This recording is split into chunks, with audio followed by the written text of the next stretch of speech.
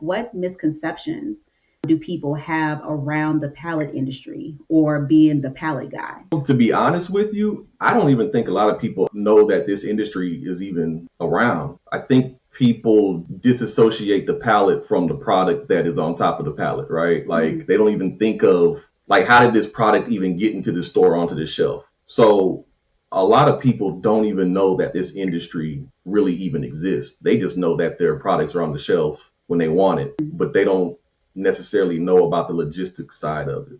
But when you get past that, one of the misconceptions is that pallet guys are just like hustlers, basically, which is somewhat true because pallet guys typically fall into the same category as guys that like pick up scrap metal and, recyclers. So people tend to think that this is a job to collect beer money, right? Or a little hustle. Yeah. But the way that we dispel that myth, so to speak, is by being professional and looking professional. So what I did was I'm not driving around in a little small beat up truck that has 10 dents on the side. No, I went and bought a flatbed. I have my truck is clean. I have my business name on the side of my truck. I have a uniform that I wear, which is a Pallet Pro. I don't have it. I should have put it on today, but whatever. It's a Sunday and we're relaxing. So, but no, I'm clean cut when I approach businesses. I have clothing on that clearly represents my brand and my business. When I do business with other businesses, I'm professional and respectful with the way that I conduct my business with them. And I have certain things in place that they automatically know, oh, okay, this guy means business, such as offering them different ways to pay, right? Some of the guys who just do this for beer money might just want cash up front, but a lot of businesses don't operate with cash. They put you on a net term, net 7, net 14, net 30, so on and so forth. So we forward them a QuickBooks invoice. That's professional. That's pretty much it. Yeah, most people just think they think that this is just like a hustle. And I have to tell and explain to people that no, this is not a hustle. This is a legitimate business, and I run my business as such. I've been able to take care of my family for 4 years now doing this. And if this is just a hustle, then this would be one of many things that I did, but this is what I do. Yeah. Full time. And they think that the guys, because like I said, of the nature that this falls into, they think the guys are dirty. And you know what I'm saying? You get a picture in your head of some dude digging in trash for some pallets or, you know what I'm saying, some scrap metal. That's what you automatically assume.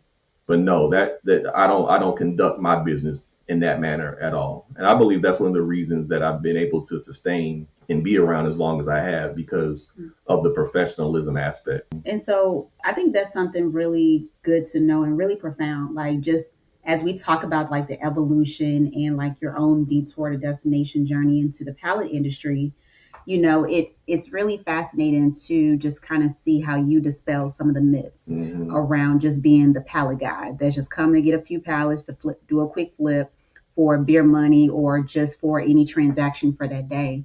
And like, I'm really proud of you because I've seen you build a true sustainable business with sustainable other businesses and sustainable wood and materials and putting them back into the circular economy, which we talk about as well. So check out the episode I talked with Julia Wilsey, where we talk about the global impact of the circular economy and some of the things we see, and pallets is one of them, as well as some of the other shipping materials you offer.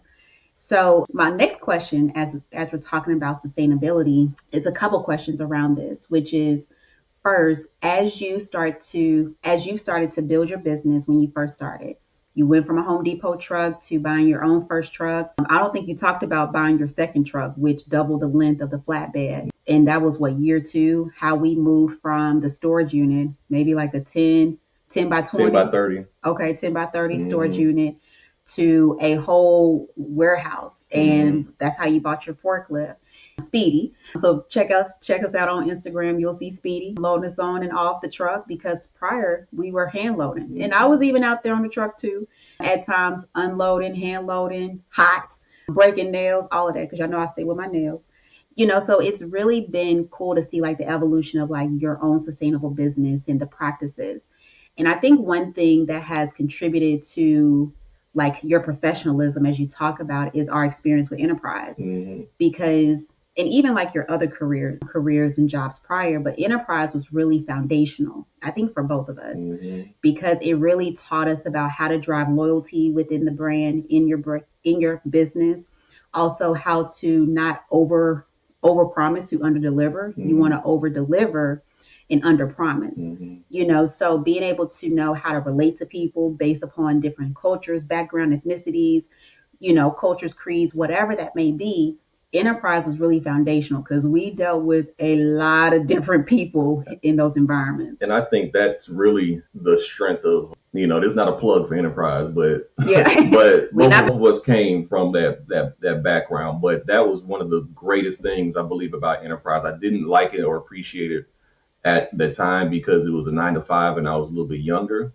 But the fact that you do see so many different types of personality definitely set me up for my business now. I mean, at enterprise, you see everybody from the soccer mom who's driving the minivan, who got into a fender bender, to the Monday morning jet setting guy who just got off a plane, who needs his car. He's not going to talk much. He just needs his car and he wants out. To the weekend warrior that wants to rent a nice car for the weekend or whatever. So you see all types of different individuals and you're forced to interact with them. And so that experience definitely set me up to be able to sell myself within my business now, because it just makes the job easier. I mean, it's even on the coaching side that we do for Pallet Pros Academy, that's a hard skill to try to get across to other people who don't have those skills. And it comes natural to Megan and myself because we've already been through the ringer with it. And so when we try to teach those same skills to other people, it's sometimes difficult for them to grasp that aspect. And I think that's probably one of the challenges that a lot of people just in business encounter, because you have to sell yourself ultimately. And that's a skill that is difficult to learn. Absolutely.